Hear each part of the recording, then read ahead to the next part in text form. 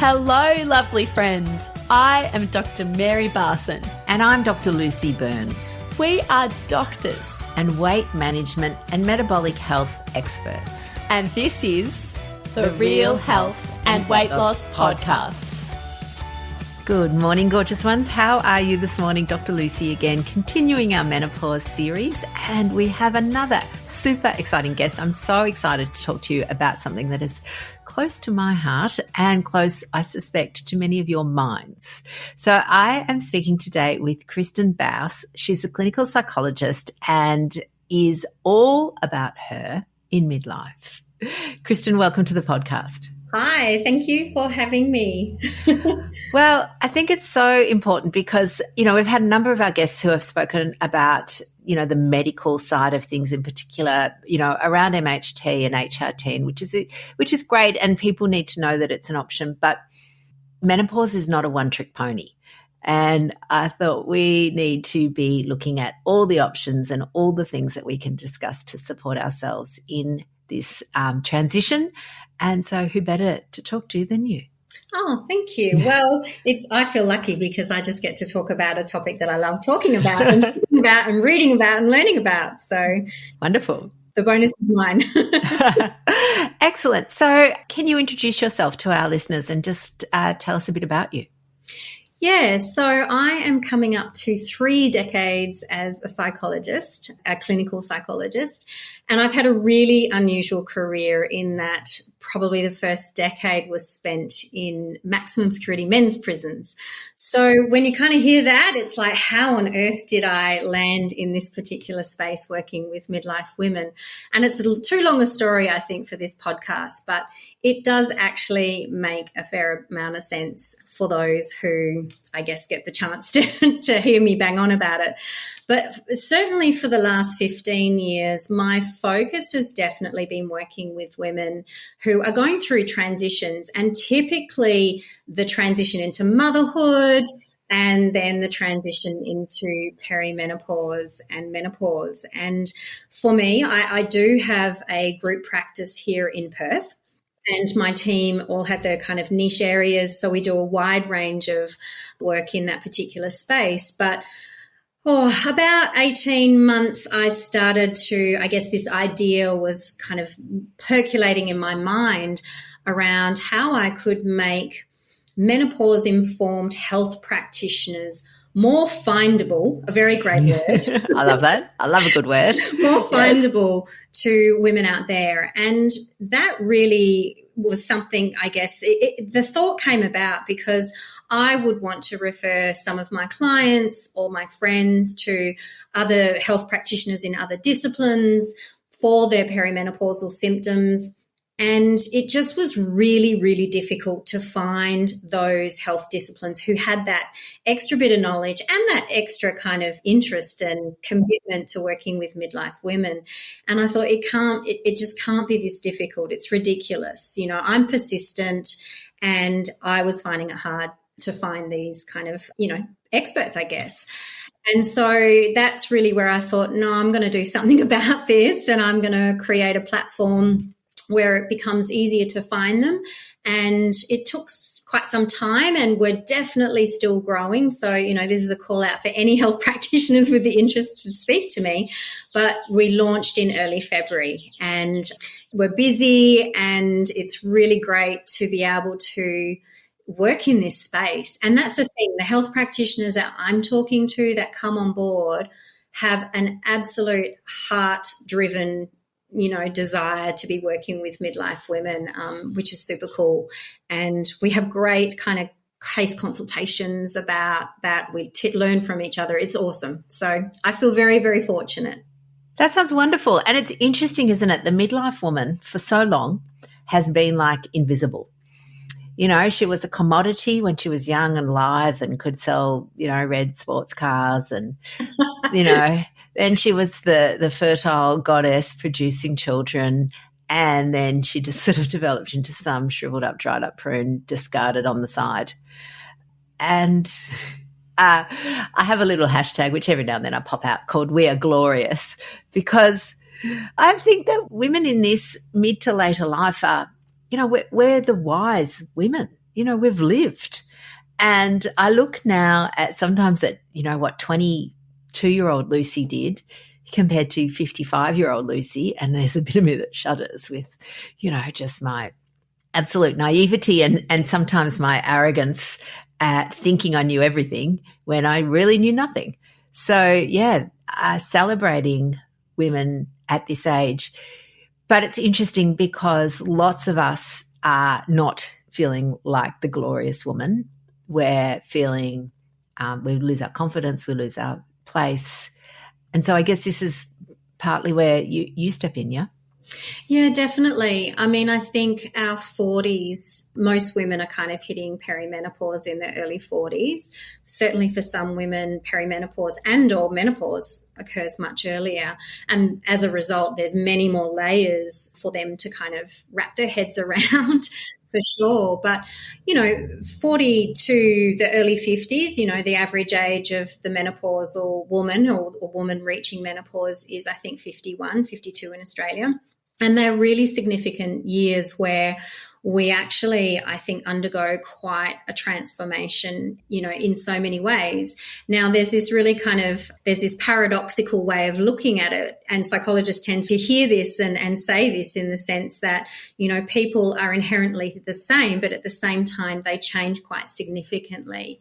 And I think that's, essentially kind of where we end up as we navigate what's a really tricky decade. Even if your perimenopause doesn't quite last the whole decade, it's a really significant shift. And, unfortunately, much to my disappointment, my profession hasn't done anywhere near as much research in the experience of midlife women as I would like.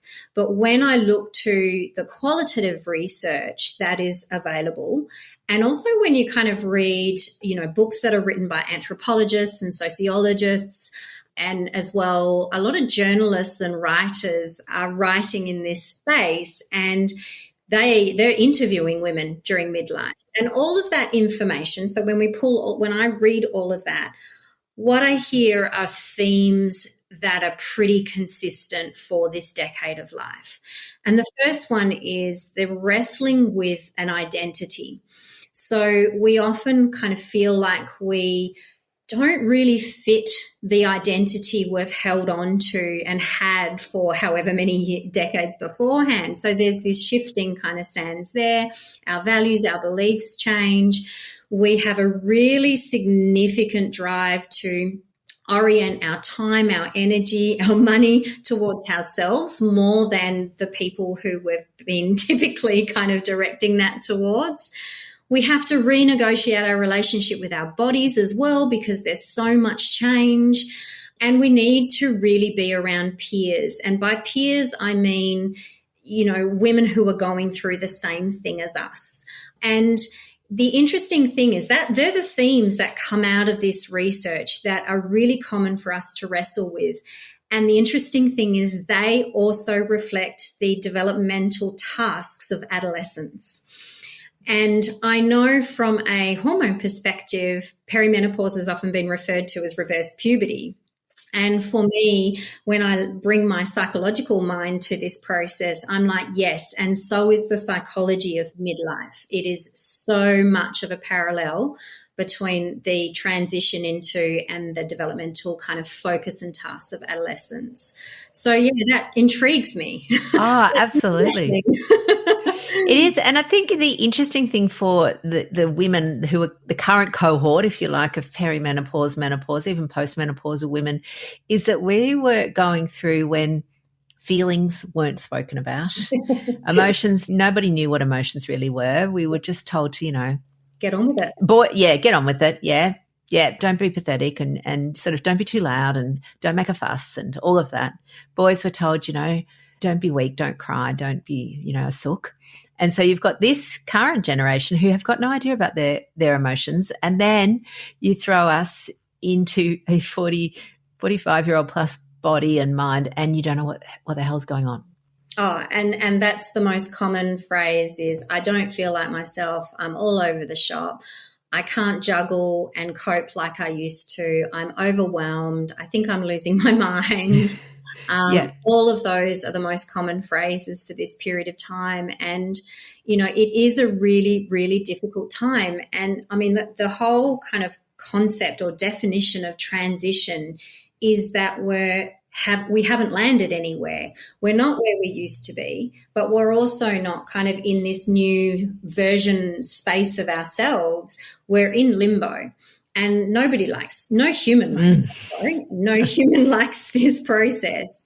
And we're in it for a really long time. You know, even women who are going, you know, at the lower end of the perimenopausal years, perhaps a couple of years or 5 years versus the 10, 11, 12 that some women sit in, it's a really long time to feel unanchored, you know, ungrounded. And this is where some of the difficulties come in for us. You know, it's enough for us to be in limbo, and then how we are in our relationships also then is, you know, in flux too, in our workplace and all of those things, all the things, absolutely. And it seems tricky, you know, often you've got women who perhaps, you know, maybe their kids are a bit older now and they're going back to work and they're hitting their stride at work and, you know, really sort of feeling like they're, you know, that they matter and they're important, that their job's important, they've got a good role, they're getting a lot of feedback, and then menopause comes along and they suddenly feel like they lose their confidence, they're not competent, they're crying, they don't know what to do. And you know, it's like, what? I just thought I was sorted and now the rug's been pulled out. Yeah, it's bad timing, isn't it, really? We've got these many decades of life experience and, you know, work experience, whether it's in something we would call a job or whether we would call it a career. Either way, we've got all this experience and we really should be coming into our own in that kind of way. But yes, we start to have brain fog. We have word finding difficulties, other kinds of memory challenges as well. We have a dysregulated mood, sometimes anxiety for the very first time in our lives. And all of that is just so confronting to us, particularly if we've kind of arrived just before perimenopause at this place where we're feeling quite solid in ourselves.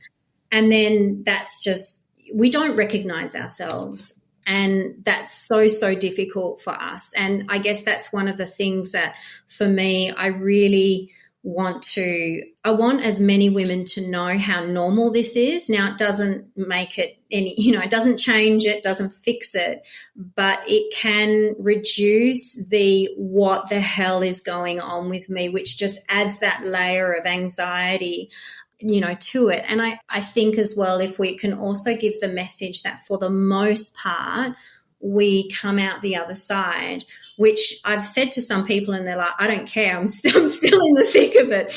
And I remember feeling that myself, like, I don't care that you're telling me there's a light at the end of the tunnel. I'm struggling. Yeah. But at the same time, I think it can be really important for women to know that this doesn't last forever. It feels like it, but it doesn't last forever. Yeah, absolutely. So from a psychological point of view, what sort of things do you offer your clients? Yeah, I mean, like I guess any intervention, any kind of treatment from any health practitioner, you're always assessing like what's going on, what are their needs. So perimenopause in particular is a time where women who've had prior mental health issues that can really flare up. So, you know, my professional background, I have a long background in working with trauma, and certainly anyone who's experienced trauma who've done, even if they've done a heck of a lot of work and kind of laid it to rest at other periods in their life, it can kind of come back to bite them on the bum, as can depression and anxiety and those kinds of things. So, you know, I work with women who are experiencing kind of recurrences, relapses and things. I also work with women who are experiencing these issues and challenges for the first time, right through, I guess, to women who I mentioned before, you know, that subclinical presentation. So they're not actually reaching diagnostic criteria for a mental health disorder,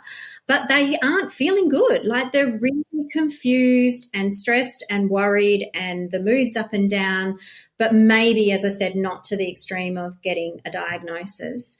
The other area that I work, and this is kind of a real personal interest. I mean, the whole shebang is really a personal interest, to be honest. But For me, I really enjoy working with the perimenopausal and the ADHD kind of interface and things. As a late diagnosed ADHD, all my sons were diagnosed. Yes. I was the last one, and my eldest has a different dad, so I'm the common thread. And, you know, that's a big area of interest of mine. So I do offer ADHD assessments only for midlife women because the who I like to work with, and also work, you know, kind of provide intervention and therapy and resources and stuff for women who are ADHD and perimenopausal. But, you know, everything kind of is up for grabs. I just love working with midlife women. Seriously. They, as you kind of said, what was your hashtag? Yeah, hashtag we are glorious. Glorious. Like, yeah. What floats my boat is to be able to help women get to that point where they know that. Like, yeah. That's what I'm all about. I get goosebumps. I've got them now, actually. Yeah, I love that. It's the most beautiful thing to witness and enjoyable work. It doesn't often feel like work. It just feels like a really cool thing to support women through. Yeah, absolutely. And I think it's interesting, isn't it? Because, you know, that uncoupling or unmasking is probably the word I'm looking for, when, you know, the estrogen declines or fluctuates in particular, things that women have been able to mask or hold together or manage or cope with, suddenly it's, again, back to that rug, pulled out, and then they, struggle. So it's so interesting. And I know, you know, I've got the concept of the metabolic triad, which is really what I love working with. So women who have over time just developed insulin resistance, which increases then in that menopausal period. So even if they weren't insulin resistant, take away the estrogen, they tip into it. But the estrogen cortisol link is super fascinating, and I love looking at that and seeing how, yes, you take away some estrogen and anxiety symptoms come, but by the same token, when people are running like that little mouse on the treadmill, then the estrogen production in the adrenal is diverted to cortisol. So you get that cortisol steal. So you're actually further decreasing your own endogenous production of estrogen by constantly running. Yeah. And I mean, for me, I've always been fascinated by health in general. So, I mean, there is no way I can have the knowledge base that you have, or, you know, anyone definitely outside of my own discipline. But there is so much gold in the different health disciplines that can support women through this time. And, you know, I mean, stress is a killer for all of us, but particularly at this time. And it's something, you know, I'm quite happy to share that I started perimenopause. I came into this period of time burnt out, like diagnostically burnt out. I really fell to my knees and needed to it took me a couple of years to really get my health back on track. Significant lifestyle changes, you know, and I thought I was living pretty healthily. And I was, except for the stress. Yeah. You know, that was well and truly something that was way too dominant in my life. And it's not an easy thing to change. Lifestyle changes are really difficult to make, but the proof is in the pudding when we can just kind of incrementally make these changes in a really slow, patient manner, not in an all or nothing, because then we'll feel like we're hopeless and can't do it. All of this stuff is so important, and it is one of the reasons why I didn't want All About Her just to be psychologists. You know, I wanted to have multidisciplinary people represented because everyone has something really useful to offer women, depending where they're at and what they're needing at that time. Yeah, absolutely. It's really interesting. I think, you know, you touched on burnout, and burnout is fortunately now being recognised, particularly, say, you know, within the medical profession, where it wasn't. I think that maybe some alternate health practices have often referred to it as adrenal fatigue, and I just look and go, adrenal fatigue, translate, that's burnout. It makes complete sense. We, you know, very traditional medicine poo-pooed it. It's ridiculous. If you look at the actual letter of the law, yes, your adrenals don't fatigue, but the symptoms is what they're describing, and it describes it perfectly. And yeah, you just literally can't keep going. Yeah, no, you can't. And I think it also creates quite a confusing picture, which I never really teased out what's what, but, what is burnout? What is perimenopause for me? What is ADHD? All of those kinds of factors. It becomes difficult, but at the end of the day, you really just need to start with the basics of looking after yourself and everything that means, which I know you're completely across. It's simple, but not easy. That's correct. That's the thing. Absolutely. And then, as you get well, you can kind of tackle some of the other things that you want to address and stuff. But I remember my doctor saying burnout, and I was like, is that a real thing? And she goes, yeah, it's now a diagnosis. And I'm like, oh, okay, you guys have come a long way. I know. Because I didn't, it was something psychs recognised, but I didn't think the medical community had. Do you know, medicine's a funny old beast. Like, there was a time where risk factors for cardiovascular disease, type A personality was considered a risk factor. And then it got taken off and suddenly no one talks about it anymore. And it's like, well, actually, if we sort of drill back down, what is type A personality? It's, the goers, the high achievers, the people that just keep taking stuff on, the people that work themselves to death. Why would we take that off the risk factor? We might want to rename it, but why would we get rid of it?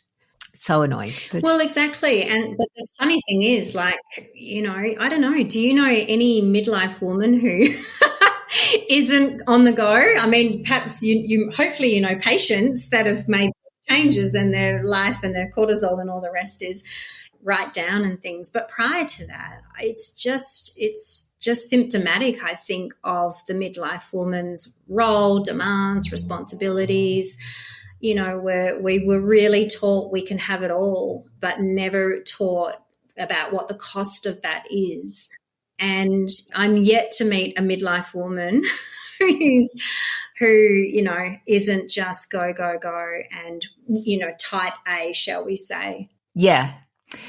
It's funny, we've been talking a lot, just even within our business, even within, and it seems to be the theme at the moment of adding. People add to things, but they don't take away. So even when you buy clothes, you add to your wardrobe, but you hardly ever take anything out. And I think for women, that's been their role. They added to it. They got the careers. They added to all of the things that they could do, but we didn't take anything away. And society didn't take anything away. So women are now doing all the things, the work and often the majority of the child rearing, that cognitive load. And I think it's really interesting. I have a husband who is, the wife of our relationship. He's the organised one. He doesn't have ADHD. He's very logical. He's very planned. He's very systematic. And he was sick of my chaos, so he just took over, which I was very grateful for. But he's not the norm. And there's two things going on. I think one is that women have somewhat enabled the men to not pull their weight, yeah. And that's, it's no one's fault. It's obviously no one's fault, but it's just about thinking of how can we do it differently? What was my role in allowing this situation to happen? And, and again, that's looking at people who are privileged, who live in have a relationship where there's equal respect and all of those things going on. So I'm mindful of that. But yeah, there's, I think, just a societal shift, isn't there, that needs to happen.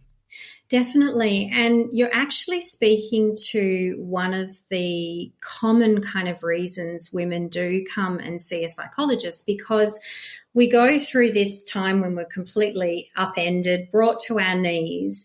And in order to get ourselves out of that, we have to make changes in our life. Now, when I make changes in my life, it has a ripple effect on the others that are kind of around me. And sometimes in certainly my clients that I see, the changes they need to make aren't supported by the system.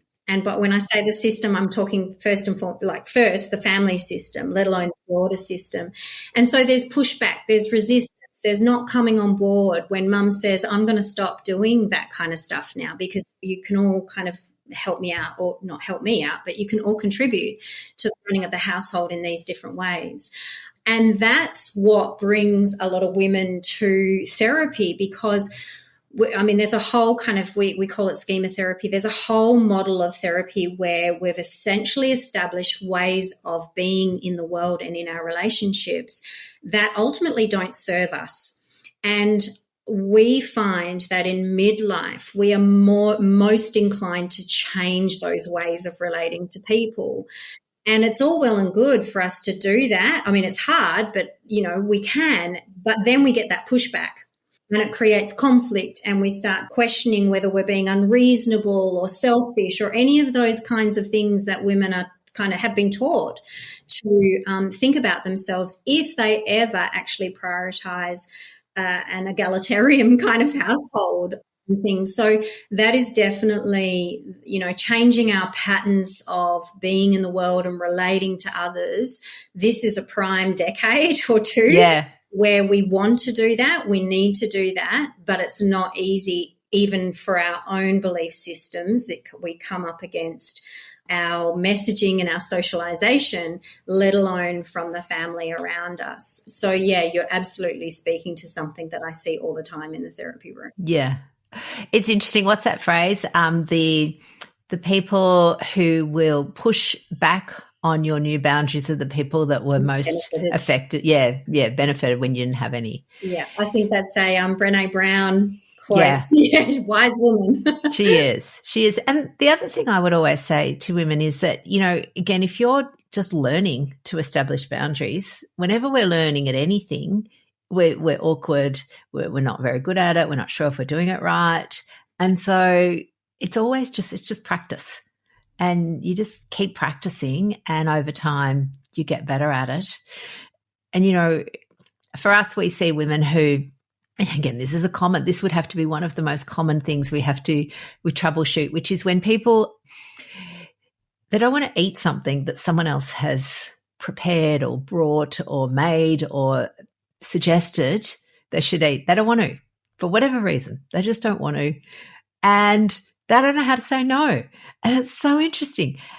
They're worried that they'll offend the other person, so they just eat it anyway. And it's like, even if I guess if they had anaphylaxis, they wouldn't do it because the consequence was too great. But the other thing is just, and so teaching people, kind but assertive skills.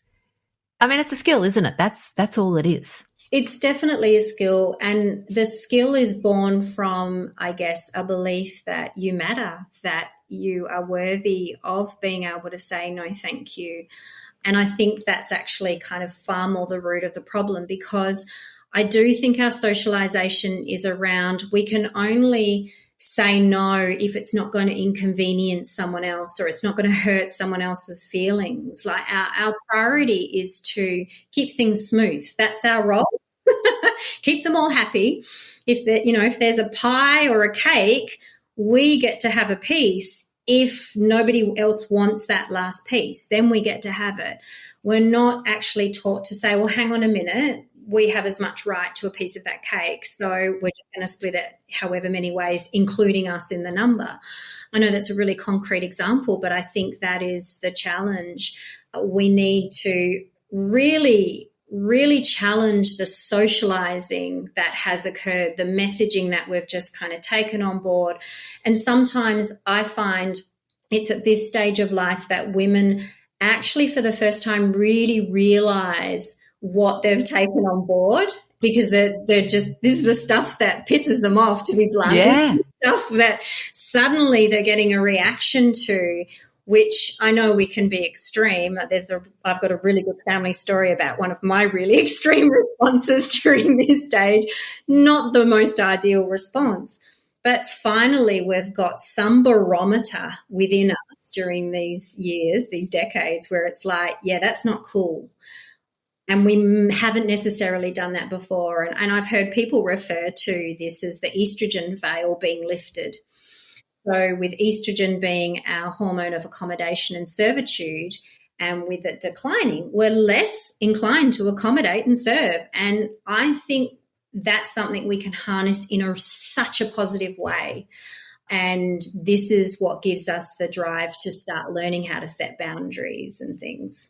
Yeah, absolutely. And this is often I talk about, things like this is a skill shortage. Stress management for a lot of people, it's just a skill shortage. They haven't learnt the tools that you need to either manage the internal system that you've got, your internal, way you react, your reactivity, or to be able to set those boundaries to therefore stop external stressors encroaching in. Yeah. Yeah, it needs to go in the diary and be stuck to. And I think, looking after ourselves often is the afterthought. If it fits in, well, it's never going to fit in because life is busy. Yeah.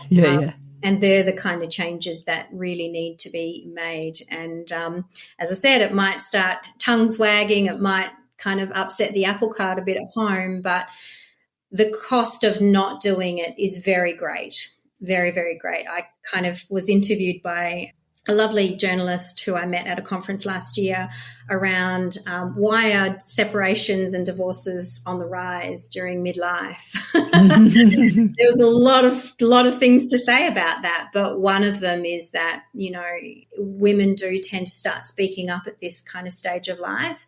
And if their partners kind of can't evolve with them and accommodate that evolution, then it's not necessarily a great end result. So, yeah, men need to do the program. Absolutely. And women need to stop giving themselves the dregs of the low-carb coffee. Yes. You're allowed to have the cream on top. Absolutely. Yes, this is it. Yeah. Well, Kristin, this has been delightful. I think that it's your passion, enthusiasm is, palpable. You can almost come through the screen, which I love. I think that, women need champions and you are clearly one of those. So thank you for your work that you're doing. If people want to connect with you, how do they find you? Yeah, so I guess there's a number of ways. Probably the easiest would be allabouthercentre.com.au, the website. But then, of course, Instagram, we seem to all be on Instagram. You can find All About Her Centre on Instagram under that phrase. And you can also find me more personally under the Midlife Psychologist, and each word has kind of underscores between them. So, yeah, people can definitely reach out through those avenues. If you've got LinkedIn fans, then I'm on LinkedIn under my own name, so people can find me there.